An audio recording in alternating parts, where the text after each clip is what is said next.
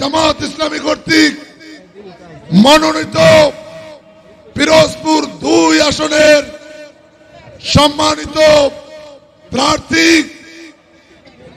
জননেতা আলহাজ শামীম সাঈদী, প্রাণপ্রিয় জামাত ইসলামীর নেতৃবৃন্দ, আসসালামু আলাইকুম ওয়া রাহমাতুল্লাহ। দীর্ঘ 17টি বছর আমরা সেই স্বৈর শাসক হাসিনার অবৈধ শাসনে বাংলাদেশ একটি কারাগারে পরিণত হয়েছিল। আমরা স্বাধীনভাবে কথা বলতে পারিনি, আমরা স্বাধীনভাবে এরকম কোন কার্যক্রম করতে পারিনি। এই শেখ হাসিনার পতনের মধ্য দিয়ে আল্লাহ রাব্বুল আলামিন আমাদেরকে বিজয় দিয়েছেন। এই বিজয়কে আমরা ধরে রাখতে চাই ইনশাআল্লাহ। কোন ষড়যন্ত্র করে লাভ হবে না। আমরা শুনতেছি উনি দিল্লিতে বসে আবারও নাকি বাংলাদেশে আসার স্বপ্ন দেখেন। সেই স্বপ্ন শুধু স্বপ্নই থেকে যাবে।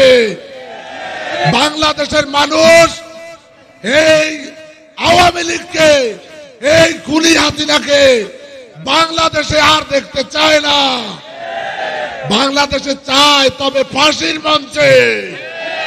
আমরা শেখ হাসিনার ফাঁসি দেখতে চাই। সংগ্রামী সাথী ও বন্ধুগণ,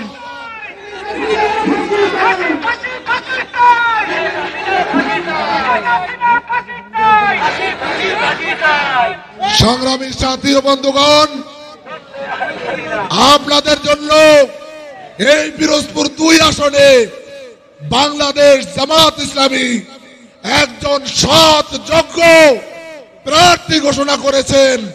তিনি আমাদের প্রাণপ্রিয় নেতা শহীদ আল্লামা দেলাওয়ার হোসাইন সাঈদীর যোগ্য উত্তরসূরি আলহাজ শামীম সাঈদী।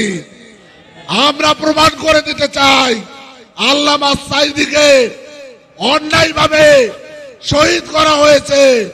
পিরোজপুরের কোন মানুষ এটি আমরা মেনে নিতে পারি না।